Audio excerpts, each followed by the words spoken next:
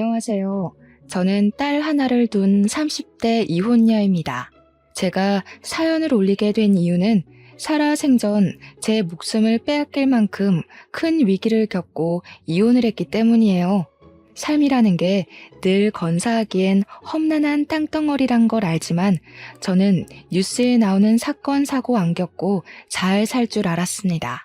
그냥 적당히 부부싸움하고 적당히 고부 갈등 느끼며 남들 지내는 것처럼 그렇게 평범하게 살 줄 알았어요.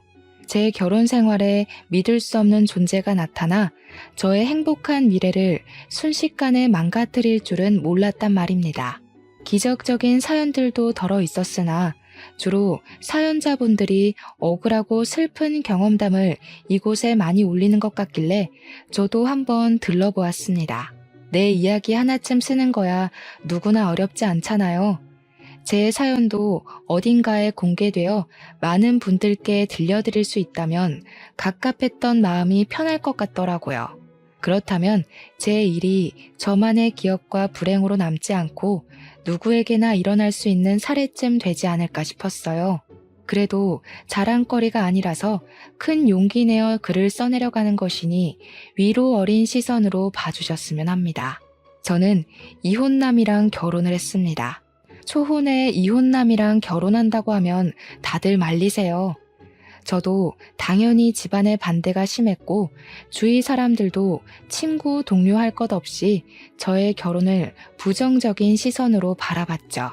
저랑 남편은 직장에서 만나 자연스럽게 이어진 관계거든요.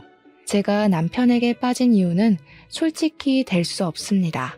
그 사람의 배려가 좋았고 다정하게 저를 봐주는 눈빛이 좋았고 저보다 저를 더 신경 쓰고 챙겨주는 손길이 좋았는데 그런 호의적인 태도가 제 마음속에 쌓이고 쌓이다 보니 저도 모르는 사이에 어느새 그 사람을 좋아하고 있더라고요. 제 마음을 정확하게 깨달은 순간은 잘 알고 있는데 그건 바로 남편이 전처 얘기를 할 때였습니다. 희한하게 남편과 살갑게 대화를 하다가도 남편 입에서 전처 얘기만 나오면 기분이 확 죽어버렸어요. 그때 제가 그 전처한테 질투를 느끼고 있다는 사실을 눈치챘고 남편을 좋아하고 있구나라는 걸 똑똑히 알 수 있는 부분이었습니다. 남편도 분명 저에게 호감이 있는 것 같은데 저한테 확실한 의사표현은 하지 않더라고요. 아마 제가 초혼이기 때문에 자신의 존재가 괜히 제 앞길을 막는다고 생각했던 것 같아요. 남편이 그만큼 저를 신경 써주는 게 너무 제 눈에 보였고 저도 어느 순간부터 남편의 그런 태도를 신경 쓰다 보니까 어느새 깊어진 마음 때문에 제가 먼저 고백을 했습니다. 남편은 저를 감히 거절할 생각을 못하면서도 미안해했어요. 자기가 이혼남이라서 사과를 했고 제 연애사에 먹칠을 하는 것 같다며 사과를 했죠. 하지만 남편은 제게 오점이 되는 존재가 아니었습니다. 이혼한 게 어때서요? 제가 초혼 입장이면 이혼남이랑 연애하면 안 됩니까? 법에 어긋난 짓을 하는 것도 아닌걸요. 남편은 연애하면서 제게 평생 겪어보지 못할 만큼의 마음을 주었습니다. 이런 건 이혼남이 아닌 미혼 남자친구한테서도 느껴보지 못했던 사랑이었어요. 그때만 해도 마음의 크기와 태도는 이혼을 했고 안 했고로 나눠지는 것이 아니라 그 사람의 됨됨이와 진실한 감정으로 만들어지는 거라고 생각했습니다. 저는 남편과 혼전 임신을 하게 되었어요. 어차피 저희가 결혼 전제를 생각하고 있던 터라 임신을 축복으로 생각했고 망설임 없이 바로 결혼식 날짜를 잡았죠. 남편이 다정했던 것만큼 시부모도 정말 자상하고 좋은 분들이었습니다. 저는 시집 잘 갔다는 생각을 했을 정도로 고생 없이 지냈어요.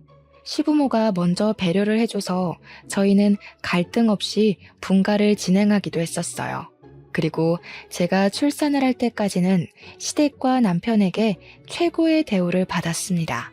시모가 굳이 저희 집을 찾아와 임신에 좋다는 몸보신 음식을 많이 만들어 주었고 남편도 제가 뭐 입만 다시면 이것저것 챙겨주면서 늦은 새벽까지도 편의점을 뱅뱅 돌았어요.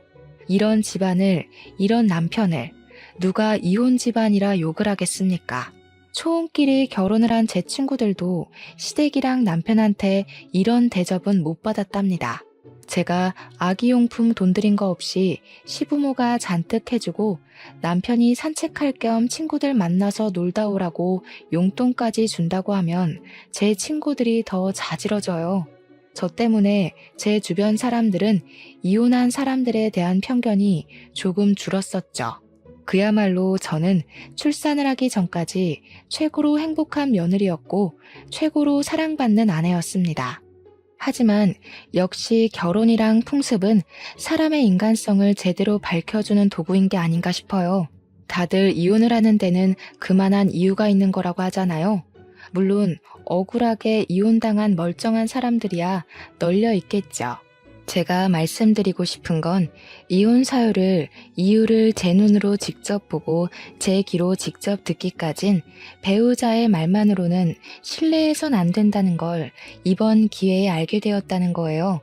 당시 출산 임박 때까지만 해도 저는 푸근한 일상 속에서 아이가 태어나면 앞으로 더 기쁘고 좋은 일만 만들어주겠다고 나날이 다짐만 할 시기였습니다. 문제는 제가 출산을 하고부터 발생했어요. 단단히 마음먹었던 저의 알찬 책임감과는 다르게 제 인생 그래프는 서서히 내리막길을 가기 시작했죠. 저희 딸이 100일이 되었을 때였습니다. 그날 낮에 축하 파티를 하고 저녁에는 남편 친구들이 100일 선물을 사들고 집들이를 왔었어요. 결혼 전에도 몇 번 만나서 같이 인사 나눴던 적이 있었기에 아는 얼굴들이었습니다. 남편의 고등학교 동창이라서 서로 못 볼 거 다 보고 다 듣고 함께 큰 친구들이더라고요. 같이 어울려서 감사 인사를 전하고 싶었으나 저는 아기 때문에 간단한 술상을 차려주고 방에 들어와야 했습니다. 남편 친구들에게 받은 선물들을 풀어보며 딸에게 잘 어울리는 옷과 인형들을 가지고 제 아기랑 놀았어요. 그렇게 한 2-3시간이 지났을 겁니다. 아기는 애착 인형 하나 안고서 잠이 들었고 저도 슬쩍 졸릴 때였어요. 갑자기 밖에서 남편의 큰 목소리가 "우리 와이프!" 하고 소리를 치는 겁니다. 수저로 상을 두들기는 것 같기도 했어요. 사람이 왜 내 얘기를 하는 것 같으면 그 호기심 못 참지 않습니까? 남편이 제 얘기를 뭐라고 할까 궁금한 마음에 잠이 깨더라고요. 슬쩍 몸을 일으켜 방문을 열어봤습니다. 와이프가 나한테 연락 왔더라니까. 지가 뭔데 우리 딸 100일을 축하해. 내 딸 태어난 그날에도 그년이 나한테 문자했는데 뭐라는지 아냐? 나 안 닮아서 다행이라더라. 아빠 잃게 될 텐데 아빠 닮으면 서럽지 않겠냐고. 미친 거 아니야? 남편이 자꾸 와이프 거리면서 친구들한테 하소연을 하는데 저뿐만 아니라 친구들도 남편이 말하는 대상을 헷갈려하는 것 같았습니다. 저는 당연히 와이프라 해서 제 이야기인 줄 알았으나 친구들이 와이프 누구를 말하는 거냐고 묻는 소리에 남편 대답을 듣고 좀 당황했어요. 아, 누구긴 누구야. 내 와이프 모르냐? 심수와 그년. 걔 때문에 내 인생이 성할 날이 없다. 무슨 나 못 잡아먹어서 죽은 귀신이 붙었나? 자기가 자기 발로 집 나가놓곤 이제 와서 누굴 탓하는 건지 모르겠다니까. 심수아? 제 이름은 김옥연입니다. 그러니까 남편이 여태 와이프라고 칭했던 사람은 전처라는 거겠죠. 그 순간 서운하고 기가 막혀서 방문을 닫아버렸는데 제가 좀 세게 닫아서 아마 밖에서 다 들었을 겁니다. 그렇잖아도 떠들썩하던 분위기가 순식간에 팍 조용해졌더라고요. 그러나 전처 얘기는 그날뿐만이 아니었어요. 그 뒤로 남편은 술만 마시면 한 번씩 전처를 자기 와이프라고 일컬었습니다. 술 깨고 그 다음날 제가 그 사실을 콕 집어서 지적을 해주면 남편은 혼자 식겁해선 미안하다 사과하길 몇 번이나 반복했어요. 그러면서도 전혀 고쳐질 기미는 안 보였습니다. 당신 전처한테 미련 남았어? 내가 분명 조심해달라고 했잖아. 술 마실 때마다 같은 실수 반복하는 건 내 말을 귓등으로 듣는 거야? 아니면 전처가 그립기라도 한 거야? 무슨 그런 소리를 해. 나한테 전처는 끔찍한 존재, 그 이상도 이하도 아니야. 나한테는 과거 결혼 생활이 지옥이나 마찬가지였다고 했잖아. 내가 왜 자꾸 술 먹고 그러는지 모르겠지만 미안해. 근데 진짜 전처에 대한 마음은 이미 옛날부터 없었어. 제 대처법에 문제가 있는 건지 제가 계속 같은 말을 반복해야 하는 날이 늘어갔어요. 같은 문제로 서운함이 쌓이다 보니까 갈수록 더 심한 갈등이 생기더라고요. 그래서 남편이 먼저 다시는 술을 안 마시겠다고 다짐을 해줬고 그걸로 겨우 합의를 봤습니다. 물론 남편은 한번 갔다 온 사람이니까 와이프라고 부르던 전처를 착각하고 또 그렇게 부를 수 있다고 이해는 해요. 하지만 그게 술 먹을 때마다 반복이 된다면 좀 곤란하잖아요. 그것과는 별개로 저만 스트레스를 받는 거고요. 남편은 알아서 입 싹 닫고 군말 없이 금주를 하겠다고 해주니 저도 그쯤에서 한 발 양보해야 했습니다. 그렇게 시간은 또 좀 평화롭나 싶었어요. 그럴 리가 있겠습니까? 제 인생이 출산을 하고 내리막길을 내려가고 있다 그랬잖아요. 그날도 저는 여전히 내리막길에 서 있던 중이었어요. 남편이 출근한 날 제가 아이를 유모차에 태우고 잠깐 산책을 나간 적이 있었습니다. 벤치에 앉아서 아이랑 놀고 있는데 어떤 여자가 제 옆에 착석하더라고요. 그분은 반려견 산책을 나왔는지 유모차에 강아지를 태우고 있었습니다. 우리 딸이 그 새끼 강아지가 인형인 줄 알고 만지고 싶어서 손을 조물락거리길래 저도 그 강아지를 아른 채 했어요. 와, 강아지가 너무 예쁘네요. 이 정도면 겨우 4개월 정도밖에 안 됐겠어요. 저희 애도 강아지를 되게 좋아해서 집에 강아지 인형이 많아요. 인형 같은 강아지가 움직이니까 우리 딸이 이렇게 좋아하네요. 네, 그래봤자 아이만큼 예쁠까요? 보니까 확실히 부인을 더 닮긴 했네요. 그래도 이렇게 잘 낳고 잘 살고 계신 것 보면 강영철 씨가 아이 지우란 소리는 안 했나 봐요? 어때요? 남편이 잘해줘요? 그 순간 그 장소는 산책길이 아니라 무슨 차가운 빙판길과도 같은 느낌이었습니다. 강영철은 제 남편 이름이에요. 낯선 여자 입에서 남편 이름이 나오자 저는 그 여자가 누군지 왠지 알 것 같더라고요. 강영철 씨 전처되는 사람이에요. 남편분께 제 이야기를 들었는지 모르겠지만 그 사람 말 웬만하면 믿고 거르는 게 좋을 거예요. 진실한 게 전혀 없는 사람이거든요. 역시나 그녀는 내 남편의 전처였던 겁니다. 어떻게 전처가 우리 아파트 산책길에 있는 건지도 궁금했지만 그보다 제 신경을 더 쓰이게 만들었던 건 전처가 뒤에 한 말들이었어요. 애가 곧 돌이죠? 저도 아들이 하나 있었는데 돌도 못 보내고 죽었어요. 강씨 집안 때문에 제 애가 제 명에 못 살고 안타깝게 떠나버렸죠. 그 집안에선 절대 아이 무사히 못 키워요. 딸 안녕을 바라시는 거면 이혼하는 게 좋을 겁니다. 남편은 제게 분명 전처아이 사이에 아이가 없었다고 했습니다. 아이가 없는 건 맞는 것 같은데 그게 원래 착상 자체가 없었던 게 아니라 아이의 사망 때문에 자식이 없다고 했을 줄은 꿈에도 몰랐어요. 몰랐으니 당연히 아이에 대해선 더 물을 생각도 안 했고요. 이미 아이 여부 사실만으로 너무 놀라서 대답을 못하겠는데 이혼을 하라니요. 강씨 집안에선 애를 못 키운다니요. 전혀 이해할 수 없는 말을 하는 전처의 발언에 저는 기분 나쁜 표를 내고 말았어요. 지금 무슨 말을 하고 싶은 거예요? 제 남편의 전부인 된다는 건 잘 알겠는데요. 아이를 잃은 건 정말 유감이지만 저한테 이런 말을 할 이유는 없다고 보는데요. 혹시 저희 집 뒷조사라도 했나요? 어떻게 찾아와서는 저한테 이런 말을 하는지 모르겠네요. 기분이 좀 나빠서요. 그만 가볼게요. 돌 때까지 애 간수 잘하세요. 시부모한테 맡기지 마시고요. 자식 조종하는 부모나 부모한테 조종당하는 자식이나 쓰레기인 건 매한가지예요. 그런 쓰레기들 때문에 자식 잃어보지 않아서 모르시겠죠.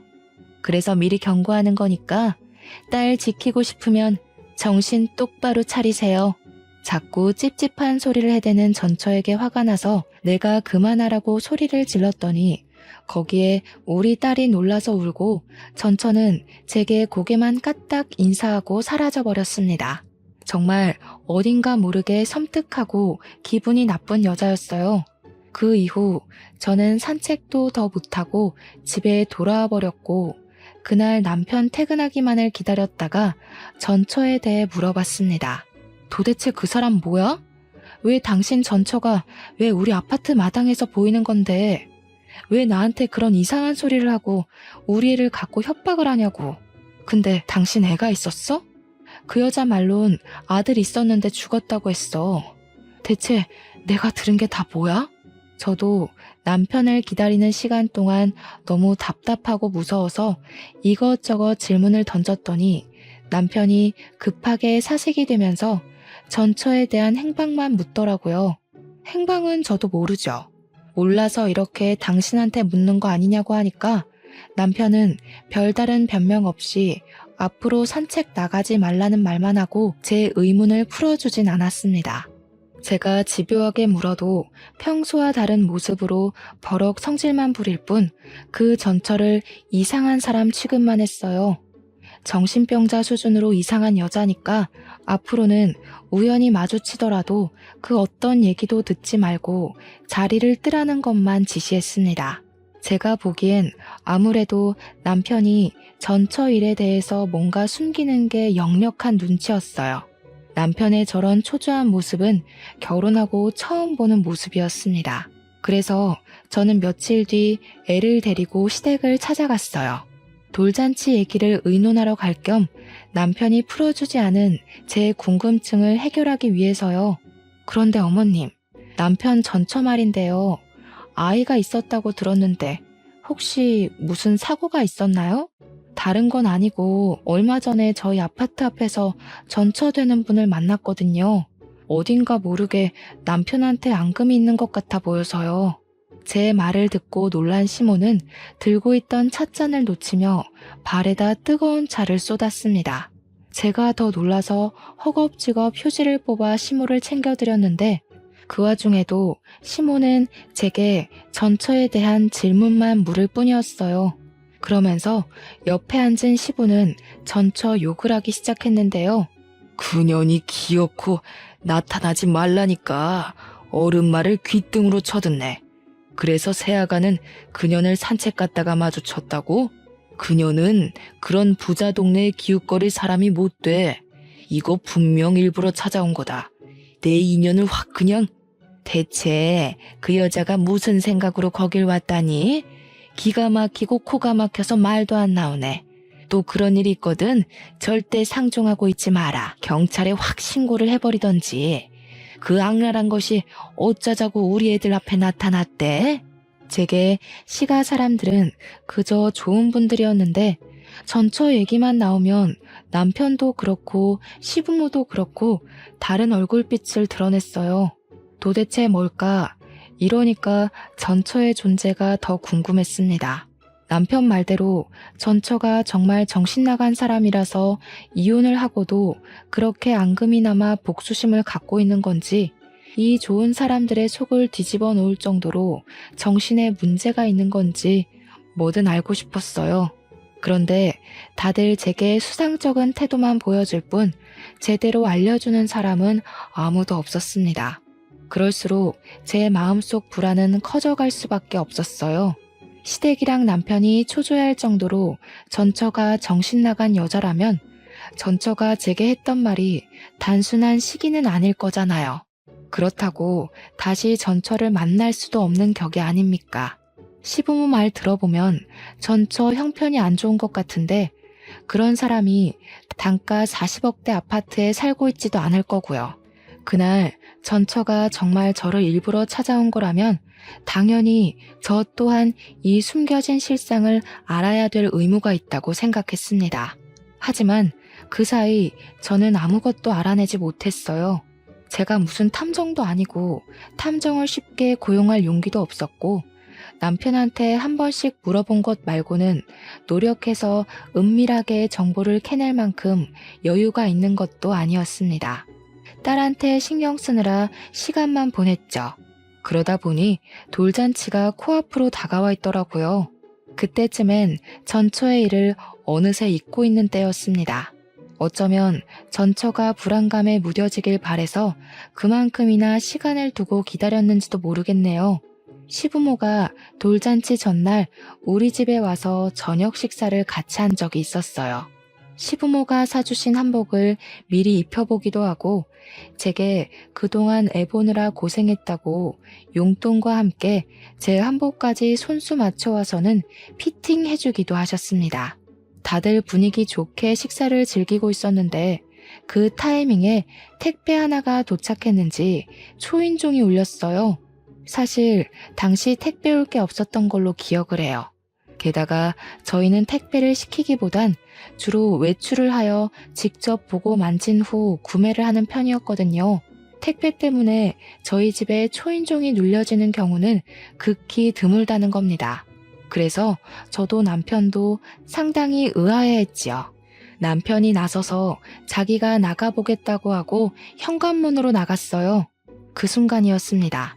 무슨 소란스러운 소리가 갑자기 들리더니 곧 현관문이 닫혔어요. 그 소리를 듣고 식구가 모른 체 할 수가 있나요?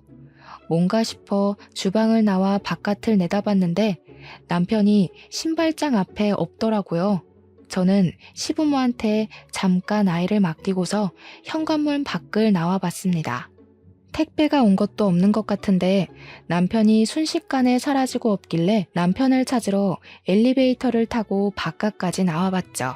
그러니 남편이 1층 주차장에서 누구를 부르면서 찾고 있는 겁니다. 남편한테 쫓아가서 여기서 뭐 하냐고 했더니 남편이 저를 보곤 깜짝 놀라더라고요. 왜 내려왔냐고 아무것도 아니니까 올라가라고 하는데 그러면서 남편이 몸 뒤에 숨긴 물건이 하나 있었습니다. 아무래도 아무것도 아닌 게 아닌 것 같아서 남편한테 숨긴 걸 내놓으라고 진지하게 말했어요. 남편이 머뭇거리길래 제가 빼앗듯이 그걸 쥐었습니다. 아주 두툼한 우편물이더라고요. 그 안에는 웬 아기 사진들이 잔뜩 있었습니다. 당연히 저는 모르는 남아였는데 남편만 이 사진에 유독 민감한 반응을 하더라고요. 남편의 수상한 태도가 제게 답을 알려주었어요. 이 사진 속 아이가 남편과 전처의 아들이라는 걸 눈치챌 수 있었죠. 이게 뭐야? 그 여자가 보낸 거야? 대체 이 여자 뭐 하는 사람이야? 이게 지금 뭐 하자는 건데?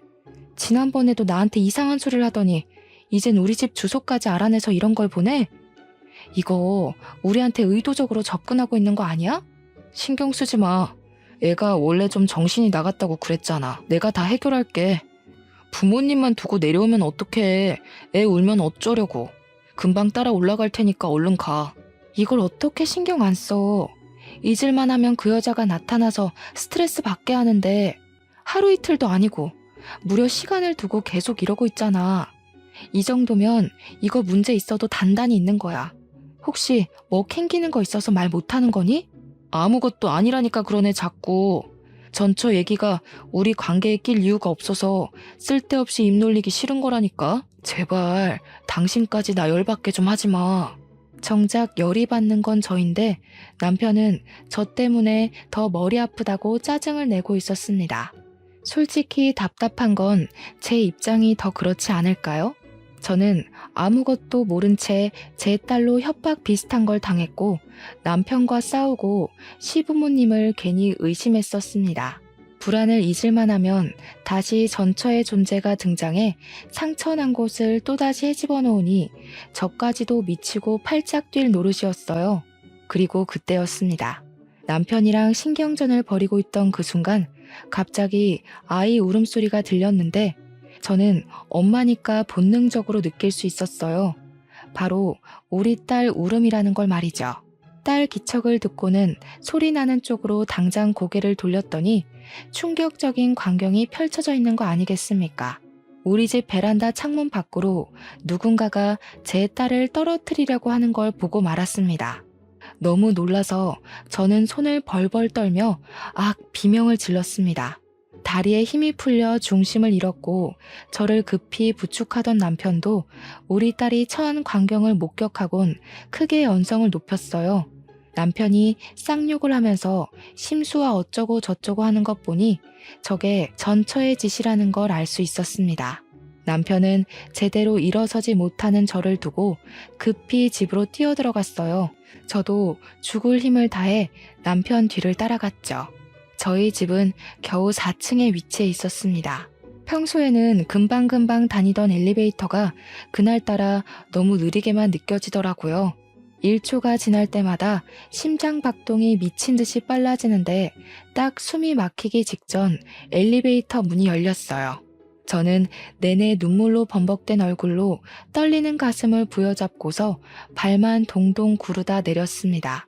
집에 다급하게 도착했을 때는 이미 전처가 도망가고 난 후였고 딸은 시모 품에 안겨 있었어요. 저는 그 순간 시부모에게 애 맡기지 말라는 전처의 말이 떠올랐습니다. 어머님, 우리의 이리 주세요. 앞으로 우리 애한테 되도록 손대는 일 없도록 해주셨으면 해요. 오늘 배웅은 못 해드리겠네요. 안녕히 가세요. 저는 당장 시모 품에 있는 우리 딸을 빼앗았고 울고 있는 애를 꼭 안으면서 좀 전까지 놀랐던 마음을 진정시켰습니다. 시부모가 제 돌발 행동에 많이 충격받은 듯 했어요. 그러거나 말거나 저는 우리 딸 잃은 줄 알았던 마음 때문에 모든 게 너무 무서워서 방으로 들어가 버렸습니다. 그 이후는 남편이 대충 시부모 달래서 집에 보내는 것 같았어요. 당장 다음 날이 돌잔치였는데 이게 무슨 재앙인지 모르겠더라고요. 저는 그날 밤 남편을 원망하면서 내내 두려웠던 마음을 토로하며 목소리를 높였는데요. 나 더는 못 참아. 우리 애가 사고 날 뻔했어. 그런데도 당신이 나더러 상관없으니까 빠지라고 한다면 나 당신이랑 이혼할 거야. 그러니까 대체 뭐 때문에 전처가 아직도 이 난리인지 말해. 그 여자가 뭔데? 왜 우리 애한테 그런 짓을 하는 건데? 이유가 있을 거 아니야. 당신은 알잖아. 제가 너무 득달같이 달려들면서 서럽게 우니까 남편은 결국 과거의 일을 얘기해 주었습니다. 이혼 얘기까지 하니까 남편도 더는 감출 수 없는 부분이라고 판단했겠죠. 남편이 해주는 말들은 일반 상식선에서 이해하기 벅찰 만큼 충격적인 내용들이었습니다. 남편은 전처랑도 혼전 임신을 했다고 했어요. 그러나 전처가 유흥에서 일하던 여자였던지라 시부모의 결혼 반대가 심했고 남편도 전처랑 결혼까지는 원하지 않았다고 했습니다. 그래서 남편이랑 시부모가 전처한테 애를 지우라고 권유도 했었대요. 전처는 절대 애를 지우지 않았고 결혼을 하지 않는다면 남편 직장에 소문을 내서 남편 앞길을 막을 거라 협박을 했었다고 합니다. 결국 시부모는 둘의 결혼을 허락했다는데요. 전처의 형편이 안 좋으니까 시가의 합가로 시작을 했는데 시부모가 그 기회를 틈타 전처에게 그렇게 심한 시집살이를 일삼았다네요. 전처가 출산을 하고 난 후에도 시부모는 전처를 일관되게 하대했고 오히려 전처가 이 생활을 못 견디고 집을 나갈 수 있도록 남편한테 일부러 다른 여자까지 서슴없이 소개해주며 전처 마음에 불을 지폈다고 했습니다. 또 시부모가 남편과 전처 사이를 이간질도 해 남편이 전처를 안 좋게 보도록 만들었다는데 남편이 그걸 곧이곧대로 믿고는 전처에게 손찌검도 했다는 거 아니겠습니까? 그리고 애가 죽음까지 이르게 된 것도 애가 돌이 되기 전에 시부모가 전처를 강제로 떼어놓고 접종 마치러 가다가 사고가 난 거였고 웃기게도 시부모는 괜찮았는데 아기만 세상을 떠나게 된 경우였다고 합니다. 남편 말로는 아마 아이가 죽고부터 전처가 미쳐서 지금까지 이러는 것 같다고 했습니다. 그 소리를 죄인이 된 것처럼 얘기를 하는 남편을 보면서 저는 처음으로 남편이 인간 아니라는 생각을 했어요. 제가 알고 있는 다정한 남편이 가면이란 걸 알았고 인심 좋은 시부모의 존재가 거짓이라는 걸 알았습니다. 이들은 언제든지 괴물이 될 수 있는 호르몬을 감추고 있을 뿐 언젠가 제가 마음에 들지 않는다면 변할 겁니다. 저희 친정 형편도 마찬가지로 어려워지게 된다면 전처에게 했던 것처럼 제게도 괴물 같은 모습을 보여줄 수 있는 사람들이었어요. 결국 저는 남편의 되바라진 인격을 참지 못하고 뺨을 날렸습니다. 설마 우리 집이 넉넉하게 살아서 나한테 일부러 접근한 거였니? 네 전처가 가난한 술집 여자라서 어머님 아버님이 쫓아낸 거라면 나는 어머님 아버님이 좋아할 것 같은 집안이라서 계산적으로 접근했단 말밖에 더 돼? 아니야. 내가 그런 수고스러운 짓을 뭐하러 하겠어. 내가 이럴 줄 알고 전처 얘기 안 하려고 했던 거라고. 너한테는 진짜 진심인데 네가 이렇게 오해할 게 뻔하니까. 나는 이제 당신을 모르겠다. 근데 웃긴 게 더는 당신 사정 알고 싶지도 않아. 이제 와서 결혼을 물을 수도 없으니까. 저 여자 더는 못 날뛰게 당신이 제대로 해결해. 한 번만 더 내 딸 위험하게 만들면 나 더 이상 당신 진심 같은 거 안 믿어. 그러곤 저는 그날 각방을 썼습니다. 제가 알던 남편이 아니란 사실을 자각하고 나니까 차마 남이랑 한 입을 덮는 것 같은 기분이 들어서 합방을 못 하겠더라고요. 그렇게 냉전인 상태로 다음날이 왔고 저는 어쩔 수 없는 돌잔치를 위해 힘내서 움직여야 했습니다. 예약해놓은 식장으로 갈 때도 남편 차에 동승하면서 한마디도 안 하고 창밖만 보았어요. 잔치 장소는 산 배경이 예쁘게 보이는 야외였습니다. 시부모가 강아지 좋아하는 우리 딸을 위해서 강아지 인형 잔뜩 깔아주고 올라탈 수 있는 모형까지 만들어 잡아준 곳이었어요. 비록 전날은 해괴망측한 일들 때문에 기분이 안 좋았지만 그래도 우리 딸이 강아지 인형 사이에서 화사하게 웃고 있고 사람들에게 예쁨을 받고 있으니 제 기분도 조금 풀리더라고요. 하지만 문제는 어딘가 모르게 계속 불안했던 제 감정이 결코 기분 탓이 아니었다는 것입니다. 그것은 곧 일이 터질 거라는 징조나 다름이 없었고 그 사건은 우리 딸만 강아지 모형 의자에 앉혀놓고 사진을 찍어야 할 때 터지고 말았어요. 누군가 불이야 하고 소리를 지르자 순식간에 분위기가 웅성웅성 산만해졌습니다. 그리곤 사람들이 가리키고 있는 방향을 보니까 정말로 불이 번지고 있더라고요. 그것도 우리 딸 쪽으로 길게 뻗어오는 불줄기였고 그걸 미리 확인한 남편이 잽싸게 우리 딸을 챙겼습니다.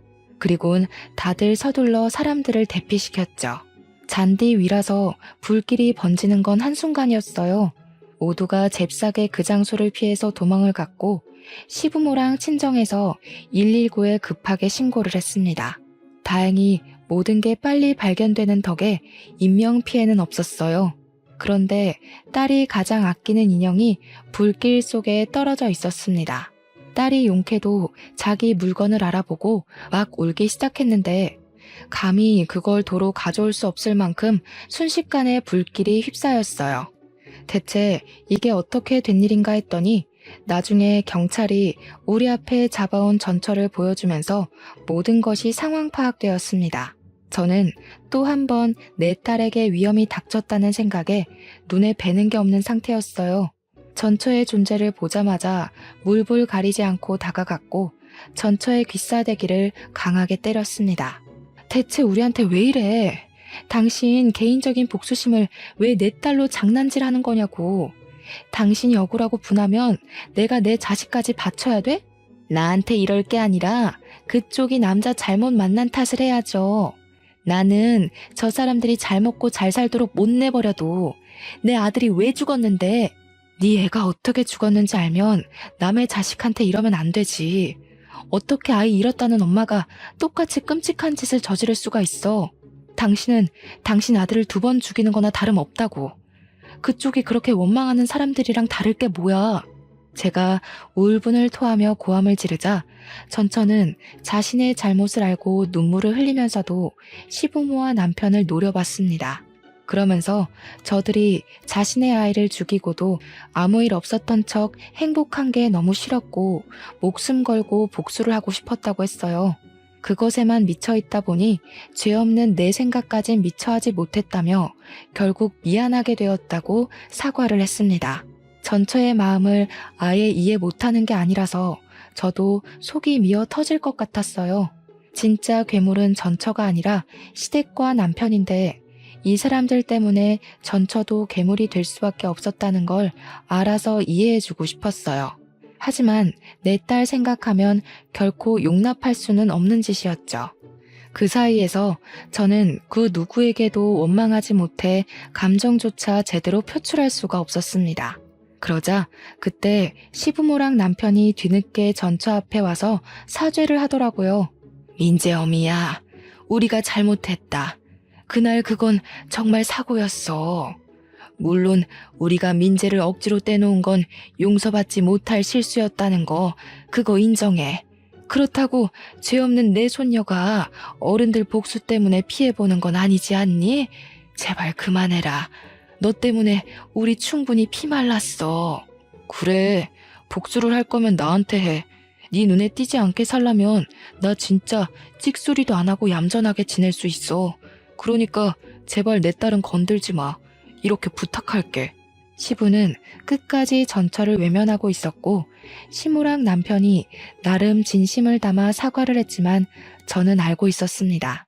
그것이 이미 늦은 용서인데다가 자기들이 살고자 하는 비굴함이라는 걸요.